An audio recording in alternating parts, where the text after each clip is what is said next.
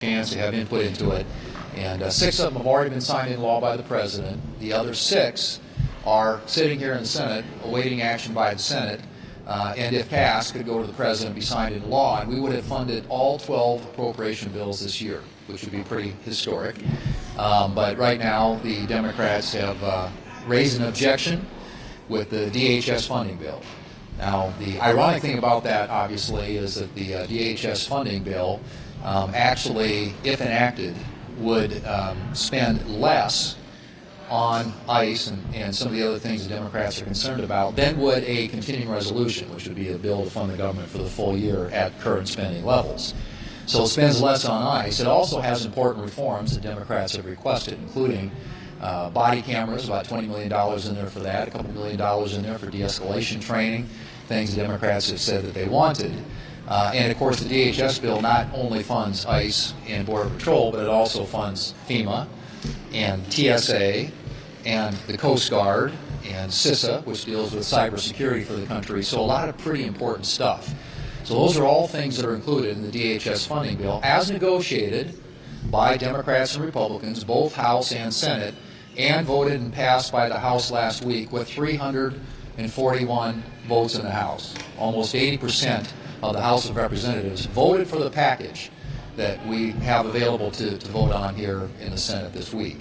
That being said, the Democrats have objected, and so we're anxious to hear what their demands are, what their requests are, what their asks are. I think the administration is willing to sit down with them and have a discussion, perhaps a negotiation about how do we move forward.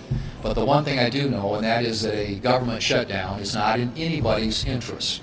And whether it's a partial one or a 6-bill one or a 1-bill one, but even shutting down DHS, as I said before, while it doesn't really affect ICE because that got funded last year in the One Big Beautiful Bill, it would affect funding for some really important agencies of government that the American people rely on, like FEMA, particularly at a time when we've got a lot of weather-related disasters making their way across the country. So I hope we can get this thing back on track. We need to fund the government. We have a bill sitting in the Senate today that does that, that if we pick it up and pass it, could be put on the President's desk, and all 12 appropriation bills will have been done this year. So that's the question before the House, and I assume that you will hear when the Democrats come out here momentarily what their requests are, what their asks are, because we've been trying to get that now for several days. What is it that you want?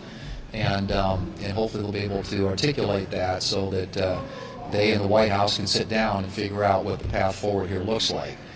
But I think it's really important, if possible, to do it here, not to have to send it back to the House of Representatives, where the future of an appropriations package, I think, would be somewhat uncertain. Senator Brasso. Democrats are once again threatening to shut down the government, and Democrats are once again prioritizing illegal immigrants over American safety and American citizens. Remember, the Democrats are the party that wanted to defund the police, and now they want to defund our nation's security. You shut down the government heading into this weekend, that means no money for FEMA at a time when half of the country is under the impact of this terrible storm, and another storm is coming. Shutting down the government also impacts TSA, air traffic control, all of those things. The Democrats will be causing chaos all across America. There are 6 appropriation bills in the Senate ready to be passed. The Democrats have had full input into all of them, and they've all passed the House. Overwhelming bipartisan numbers. Republicans are committed to working with the Democrats to keep the government open. It seems like a government shutdown, or a partial shutdown, would be different, however, because the federal pay period almost gets you to the middle of the month based on the timing here. The FAA and air traffic controllers, they've already gotten a paycheck, and they still have some leeway, so the impacts fundamentally would be different. Not entirely. I mean, you still have the uncertainty that comes with it. I mean, yes, you may get this paycheck. Am I going to get the next one? I mean, the last government shutdown the Democrats put us into, they kept it going for 43 days. And, honestly, it's not necessary. Government shutdowns don't benefit anyone. I've said this many times before. And so, in my view at least, and I think the view of all of us, we ought to pass the package on the floor, fully fund the government, and move on to other things that the American people expect us to work on. President Trump has repeatedly urged the passing of the SAVE Act, as well as many MAGA Republicans. What is the holdup in the Senate? Why hasn't that been brought to the floor for a vote? And what's your stance on requiring proof of citizenship vote elections? Well, I'm for that. I've co-sponsored the SAVE Act in the past. I think my understanding is that they are still modifying the bill. It includes right now a requirement that you be a citizen to register to vote, but it doesn't include a requirement that to vote you be a resident. So in other words, if you're going to have what we call voter ID or photo ID when somebody goes into the ballot box to vote, that's not currently covered in the bill. So that's being fixed and addressed, and I think the new bill that comes out hopefully will deal with that. But I mean, at some point we'll have that vote. I'm for it. I think most of our colleagues in the Senate are, and I don't, it hasn't had consideration in the relevant committee yet. But I know there's a high level of interest among our members in getting a vote on SAVE Act. What's responsible for the secretary to say that Alex Quinty was brandishing a gun and was a domestic terrorist and was out to commit massacre, as other administrations have said, despite the video evidence of that incident contradicting everything they said? Was that responsible for them to say that? I don't, again, until the investigation is complete, and I'm all for an independent, full investigation to get the facts out and to make sure there is an accounting for what happened there. So there have been a lot of statements that have been made, I think many in advance of actually having the facts in front of us. So I'm going to refrain from saying anything about that until we actually have an investigation that's been completed.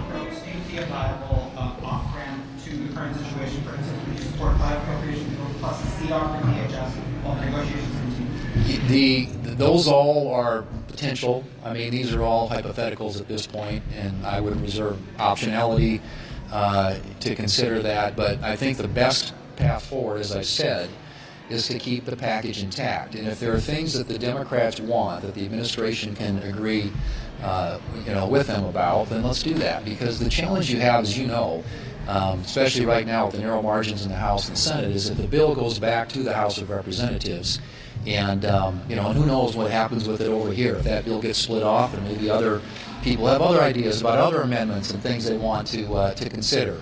If the bill changes much from what the House already passed, then you've got another steep hill to climb over there. All of this just drags things out and delays us funding the government. And the longer that it's delayed around here, obviously, we end up in another government shutdown. So there are potentially, obviously, lots of different things that could happen.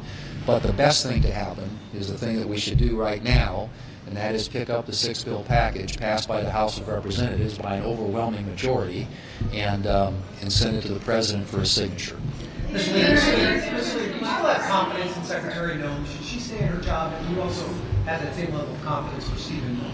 Well, I've said this, you guys ask these questions a lot about different members of the President's team, and I have the same answer, and that is these people serve at the pleasure of the President, and it's important that the President have confidence in his team. And so I will, allow the President to make determinations about the people that serve on his team. Thank you.